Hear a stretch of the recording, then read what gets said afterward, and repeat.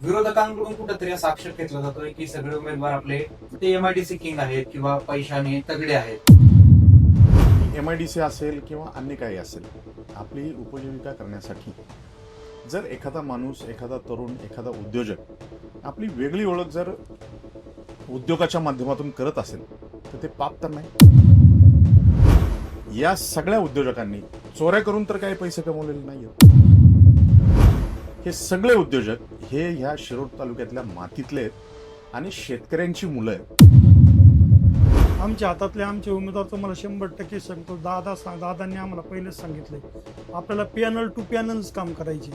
त्यामुळे 100% आमच्या पार्टीचं आणि शिवसेनेची आज तुम्हाला ग्वाही देतो कारण कबशीलाच मतदान होणार.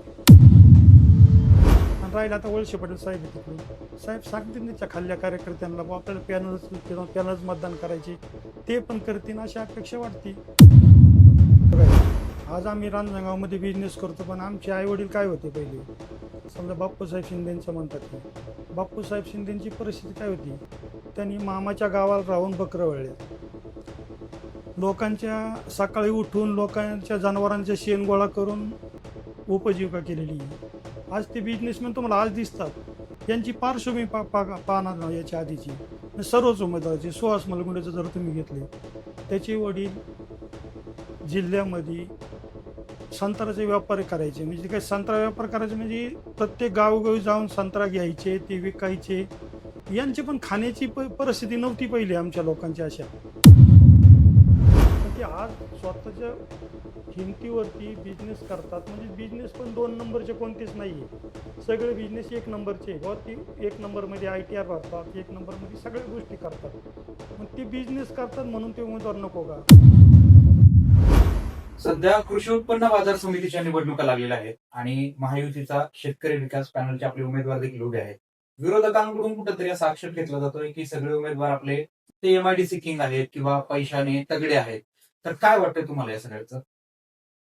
भारतीय जनता पार्टी आणि राष्ट्रवादी काँग्रेस पक्ष यांनी महायुती म्हणून हा पॅनल बाजार समितीसाठी दिलेला आहे. सरकारमध्ये घटक पक्ष असलेला शिवसेनेसारखा एक महत्वाचा पक्ष सुद्धा ह्या पॅनलच्या निमित्ताने पहिल्यांदाच बाजार समितीची निवडणूक लढवत आहे. अतिशय योग्य सक्षम उमेदवार बाजार समितीसाठी या पॅनल मार्फत दिलेले. MIDCच्या माध्यमातून उद्योग व्यवसाय करणारी मंडळी हीच फक्त ह्या पॅनलमधून उभी आहेत, हा गैरसमज जाणून बुजून विरोधकांकडून पसरवला जातोय. मी नावं घेऊन सांगू शकतो. बापूसाहेब शिंदे जे शिवसेनेचे युवा सेनेचे जिल्हा प्रमुख आहेत, त्यांचा व्हिडिओ काही दिवसांपूर्वी आपल्याच चॅनलवरून प्रसारित झाला होता. या परिसरातलं एक दानशूर आणि उद्योगपती घराणं म्हणून त्यांचं घराणं फेमस आहे. स्वतःची अतिशय चांगली बागायती आणि जिरायती शेती, मातोश्री हॉटेलच्या माध्यमातून त्यांनी उभं केलेलं हॉटेलचं जाळं, किराणा मालाच्या दुकानाचा व्यवसाय आणि सर्वसामान्य नागरिकांची आरोग्य सेवेच्या मार्फत शिंदे साहेबांच्या आरोग्य दूत म्हणून आज त्यांची ओळख शिरूर तालुक्याला झालेली आहे. स्वप्नील अरुणाबा गायकवाड हे कोल्हापूरचे दुसरे उमेदवार आहेत. ते सुद्धा या परिसरातले एक प्रथितयश उद्योगपती आहेत. माझ्या माहितीप्रमाणे रांजणगाव MIDC मध्ये त्यांचा कुठलाही व्यवसाय नाही, तर शेतकऱ्यांशी आणि शेतीशी निगडीत असलेला डेअरीचा व्यवसाय आज अतिशय सक्षमपणे करून पुण्यासारख्या, चंदननगर सारख्या, विश्रांतवाडी सारख्या आणि भोसरी सारख्या ठिकाणी स्वतःच्या दुधाचं ब्रँडिंग करून त्यांनी आपला स्वतःचा गायकवाड डेअरी म्हणून ब्रँड निर्माण केलेला आहे. तिसरे उमेदवार आहेत रांजणगावच्या शेजारच्या खंडाळे गावचे राजेंद्र नरोडे यांच्या सौभाग्यवती सुजाता राजेंद्र नरोडे. ह्या स्वतः गृहिणी आहेत. आपल्या खंडाळे गावामधील सगळी बागायती शेती ही आपल्या पतीच्या पाठीमागं अतिशय सक्षमपणे त्या सांभाळत आहेत. त्यानंतर कानूरगावच्या सोसायटीचे एक संचालक आहेत संतोषदादा शिंदे. या शिरूर तालुक्याला बाजार समितीलाच यापूर्वी संचालक असलेल्या फक्कटराव मामा उर्फ टाकाटक मामा यांचे ते चिरंजीव आहेत. बैलगाडा क्षेत्रामध्ये आज टाकाटक मामांचं नाव ज्याला माहीत नाही असा एकही माणूस या बैलगाडा क्षेत्रामध्ये शिरूर तालुक्यामध्ये नाही. स्वतः संतोष शिंदे हे कानूर परिसरामध्ये त्यांची एक वेगळी ओळख आहे की कानूर गाव हे पूर्वीपासून दुष्काळी समजलं जातं, परंतु कानूरच्या शेजारील कवठे गावातून डिंब्याच्या कॅनोलवरून स्वतःचं लिफ्ट इरिगेशन करून कानूर सारख्या उंचावरच्या गावामध्ये पाणी आणून आज 30 ते 32 एकर शेती त्यांनी बागायती केलेली आहे. हे बबूदादा शिंदे आणि संतोष शिंदे यांच्या कुटुंबियांचं खरं यश आहे. त्यानंतर या परिसरातले आणखी एक उमेदवार आहेत, ते म्हणजे सुहास मलगुंडे, जे NT प्रवर्गातून उभे आहेत. त्यांचंही घर हे पूर्वापार कोरडवाहू शेती डोकसांगवी परिसरामध्ये करत होतं. परंतु आज त्यांचे बंधू सुहासराव, स्वतः सचिनराव, हे सगळे वेगळ्या वेगळ्या व्यवसायांच्या माध्यमातून आज आपला प्रपंच चालवत आहेत आणि एक प्रतिथयश उद्योगपती म्हणून ह्या भागाला ओळख आहे. रांजणगाव गणपतीचेच आमचे थोरले बंधू राजेशजी लांडे यांची पार्श्वभूमी ह्या परिसरात नव्हे तर निम्म्या तालुक्याला माहिती आहे. स्वतः कोरडवाहू शेती करताना कडब्याचा व्यापार त्यांच्या वडिलांनी सुरू केला. त्या व्यापारासाठी वाहतुकीचा धंदा राजेश लांडेंनी सुरू केला आणि रांजणगाव MIDC आल्यानंतर ह्या परिसरामध्ये मोठ्या प्रमाणावरती कष्ट करून आज त्यांनी सुद्धा राजेश ग्रुपच्या नावाने स्वतःचा एक मोठा व्यावसायिक डोलारा त्यांनी या ठिकाणी उभा केला. ही सगळी शेतकऱ्यांचीच मुलं आहेत. आता मला एक फार मोठा प्रश्न विरोधकांना या निमित्ताने विचारायचा आहे की MIDC असेल किंवा अन्य काही असेल, आपली उपजीविका करण्यासाठी जर एखादा माणूस, एखादा तरुण, एखादा उद्योजक आपली वेगळी ओळख जर उद्योगाच्या माध्यमातून करत असेल तर ते पाप तर नाही. या सगळ्या उद्योजकांनी चोऱ्या करून तर काही पैसे कमवलेले नाहीयेत. हे सगळे उद्योजक हे ह्या शिरूर तालुक्यातल्या मातीतले आहेत आणि शेतकऱ्यांची मुलं आहेत.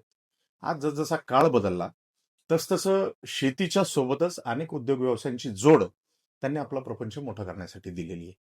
मग आता ज्यांना फक्त ह्या परिसरातल्याच उमेदवारांची पोटदुखी झालेली आहे, असे काही द्वेषाने कावेळ झालेली काही मंडळी ही फक्त MIDC किंग, अमका किंग, तमका किंग अशा पद्धतीची चुकीची धारणा या उमेदवारांच्या बाबतीत करून देत आहेत. परंतु मला एक पूर्णपणे खात्री आहे की शिरूर तालुक्याच्या बाजार समितीचा मतदार हा सुज्ञ आहे आणि योग्य लोकांच्या हातामध्ये बाजार समितीची सूत्र दिल्याशिवाय राहणार नाही.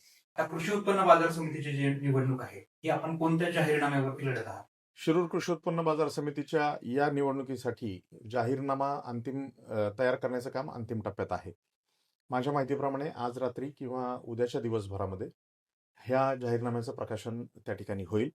यासाठी आमदार माऊलीआबा कटके, भारतीय जनता पार्टीचे पुणे जिल्हाध्यक्ष प्रदीपदादा कंद, आमचे शिरूर तालुक्याचे प्रभारी पैलवान संदीपप्पा भोंडवे आणि राज्याचे माजी मंत्री नामदार दिलीपरावजी वळसे पाटील साहेब यांच्या हस्ते या जाहीरनाम्याचं प्रकाशन लवकरच केलं जाईल.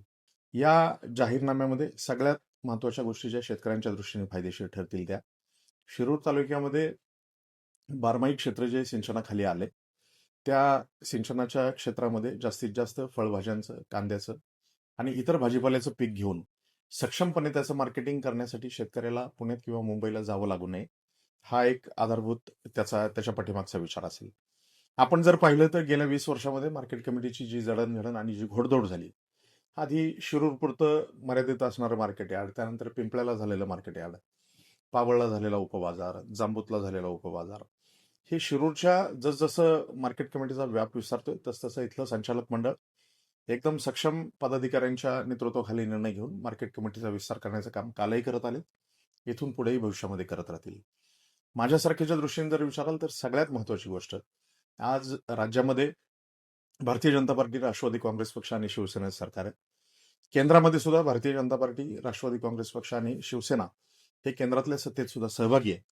पिंपळ्याच्या मार्केट यार्डाचा जो अनेक वर्षांचा प्रलंबित प्रश्न आहे, त्या जागेचं सहकार विभागाच्या माध्यमातून, पणन विभागाच्या माध्यमातून जे प्रश्न आहेत ते मार्गी लावण्याचा प्रयत्न या बाजार समितीच्या उद्याच्या संचालकांच्या माध्यमातून होऊ शकतात. सतीश दादा, काय सांगाल? आता कृषी उत्पन्न बाजार समिती जी असते ते शेतकऱ्यांचं नुकसान होऊ नये किंवा त्यांची फसवणूक होऊ नये यासाठी असते खरं तर ह्याकडे आपण कसं पाहता? आतापर्यंत कृषी उत्पन्न बाजार समिती यामध्ये तिला यश मिळालंय का, किंवा यापुढे तिच्या पुढे काय आव्हाने असेल? नाही, आतापर्यंत यश मिळलं असं म्हणता नाही याचं यश मिळलंय. कारण आपल्या आता संचालकामध्ये पण आहे ना, शशीभाऊ दसगुडे हे सभापती राहिलेले, त्यांच्या काळात चांगलं काम झालेलं आहे. आणि आता नवीन जे उमेदवार आहे आपले, चांगले उमेदवार आहे. म्हणजे जे आरोप वगैरे होतात मी त्याचा निषेध करतो सर्वात पहिलं. म्हणजे असे आरोप नाही केले पाहिजे. रांजणगाव MIDC मध्ये बिझनेस करणं म्हणजे चूक नाही. आणि बिझनेसमॅननी तालुक्याच्या राजकारणात उतरावं हे कोणतं उतरावं नाही, हे कोणतं म्हणणं आहे? राजकारण आहे, प्रत्येक हा शेतकऱ्याचाच मुलगा आहे. आज आम्ही रांजणगावमध्ये बिझनेस करतो, पण आमचे आई वडील काय होते पहिले? समजा बापूसाहेब शिंदेचं म्हणतात ही, बापूसाहेब शिंदेची परिस्थिती काय होती? त्यांनी मामाच्या गावाला राहून बकरं वळल्या. लोकांच्या सकाळी उठून लोकांच्या जनावरांचे शेण गोळा करून उपजीविका केलेली आहे. आज ते बिझनेसमॅन तुम्हाला आज दिसतात. यांची पार्श्वभूमी पाहणार ना याच्या आधीची. म्हणजे सर्वच उमेदवाराची सुहास मलगुंडेचं जर तुम्ही घेतले, त्याचे वडील जिल्ह्यामध्ये संत्र्याचे व्यापार करायचे. म्हणजे काय संत्रा व्यापार करायचे म्हणजे प्रत्येक गावोगावी जाऊन संत्रा घ्यायचे, ते विकायचे. यांची पण खाण्याची परिस्थिती नव्हती पहिली आमच्या लोकांची अशा. पण ते आज स्वतःच्या हिमतीवरती बिझनेस करतात. म्हणजे बिझनेस पण 2 नंबरचे कोणतेच नाहीये. सगळे बिझनेस 1 नंबरचे. बुवा ते 1 नंबरमध्ये ITR भरतात, 1 नंबरमध्ये सगळ्या गोष्टी करतात. मग ते बिझनेस करतात म्हणून ते उमेदवार नको का? हे पण बोलणं चुकीचं आहे. म्हणजे सर्वच उमेदवारांची पार्श्वभूमी बघा. राजेश लांडेपासून बघा, तिकडं राजू नरवडेंची परिस्थिती बघा, स्वप्नीलबाई याची परिस्थिती, स्वप्नीलबाई याच्या वडिलांचं योगदान किती पाहा तुम्ही. तालुक्यासाठी अरुण आबांनी स्वतःचं योगदान किती, त्यासाठी स्वतःचा परपंचाची होळी करून आबांनी तालुक्यासाठी वेळ दिलाय. मग त्यांचा मुलगा येतो, तो काय आहे, टकाटक मामाचं पण योगदान बघा. ही शेतकरी कुटुंबातली मुलं आहे. बिझनेसमॅन म्हणा तुम्हाला आत्ता झाल्यात, पण ऑलरेडी शेतकरी कुटुंबातली मुलं आहे. आणि 100% सगळे उमेदवार चांगले. तुम्हाला मी सांगतो, आपल्या मार्केट कमिटीमध्ये जो महायुतीचा पॅनल आहे, हा 100% निवडून येईल, याची तुम्हाला मी ग्वाही देतो. आता आम्ही आमच्या भागामध्ये BJP तर्फे दादाला नेतृत्व दिलेले आहे. आम्ही दादाच्या नेतृत्वाखाली काम करतोय. आणि 100% तुम्हाला सांगतो, आमचे BJP ह्या ह्या गट जिल्हा परिषद गटात तुम्हाला सांगतो, एक तर राष्ट्रवादी आणि भाजप आणि शिवसेना. तर शिवसेना आणि भाजपचे आमच्या हातातले आमचे उमेदवार तुम्हाला 100% सांगतो. दादांनी आम्हाला पहिलेच सांगितले, आपल्याला पॅनल टू पॅनल्स काम करायचे. त्यामुळे 100% आमच्या पार्टीचं आणि शिवसेनेची आज तुम्हाला ग्वाही देतो, कारण कबशीलाच मतदान होणार. आणि राहिलं आता वळसे पाटील साहेब आहे तिकडून, साहेब सांगतील त्याच्या खाल्ल्या कार्यकर्त्यांना आपल्याला पॅनल्स मतदान करायचे, ते पण करतील अशी अपेक्षा वाटते. त्यामुळे 100% कबशी ही निवडून येईल अशी मला ग्वाही वाटते.